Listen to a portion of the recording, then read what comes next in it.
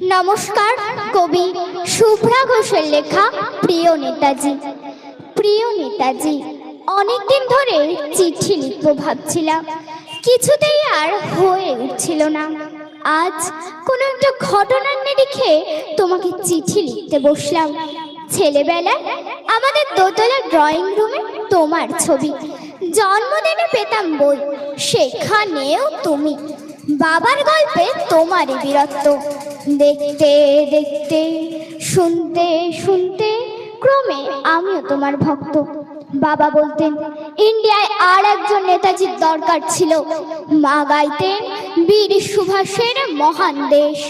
দাদু বলতেন ছেলেটাকে ওরা শেষ করে দিল। ঠাম্মার চোখে তখন আঁচলের খুঁট। এসবের মধ্যে বড় হওয়া আমিও কেমন একটা ঘোরের মধ্যে থাকতাম। ভাবতাম পারতে, তুমি সব পারতে। যদি আর একবার একবার আমাদের মধ্যে তোমাকে পেতাম। আজ উত্তর 40-এও আমার একই ঘোর, তুমি পারতে। কেননা দেশের মাটিতে দেশপ্রেমের মতো জোরালো একটা ঝাঁকুনি দেবার ক্ষমতা তখন আর কারোর ছিল না। এখনো আছে কি?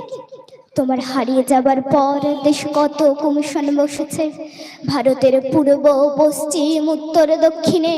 কোনো পীর, কোনো সন্ত, কোনো দয়ালু বৃদ্ধকে দেখে ভুল করেছে সবাই, ছুটে গেছে তুমি মনে করে, কিন্তু ফিরেছে মাথা নেড়ে।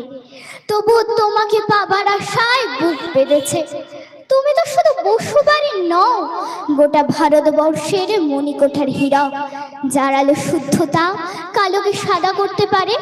এ বিশ্বাসে ভর করে সবাই ভেবেছিল তুমি আসবে, তুমি আসবেই, কিন্তু এলে না।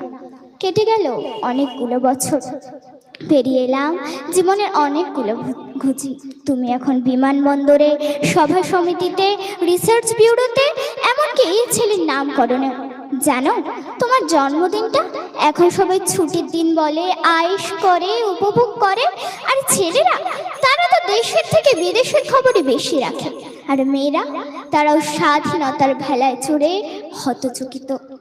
শুধু মাটিটা কাঁদে, সেই কান্না যেন ভূমিকম্প খরা এলে নিয়ে বন্যা হয়ে চারিদিক ভাসিয়ে দেয়। এখনো অভিমান করে শুয়ে থাকবে রেলকুজিতে? আরে যখন ঘাড়ের ওপরে AK-47 এর নিঃশ্বাস, রক্তের হরি খেলা ধর্মের জিগিরে, তখন শোনাও সেই আওয়াজ, আমি সুভাষ বলছি। মেয়েটা দৌড়ে এসে বলবে, মা মা দেখো, উনি আসছেন। পাশের বাড়ির মেসোমশাই ডাকবেন জানলা দিয়ে, বৌমা আমি বলিনি উনি ফিরে আসবেন। খোলা জানালার ধারে দাঁড়াবেন মায়েরা, যাদের ডান হাতে শঙ্খ বা চোখে জল। নদী হবে উত্তাল, নৌকাবে সমাল, পরাণ মাঝিও চেঁচাবে, উনি আসতেছেন।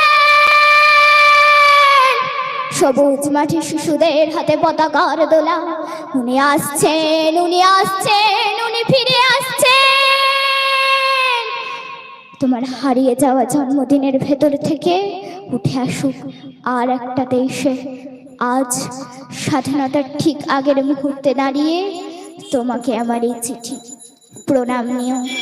ভালো থেকো নেতাজি, ভালো থেকো। নমস্কার। অসাধারণ, গায়ে শিহরণ জাগানো কবিতা। এখন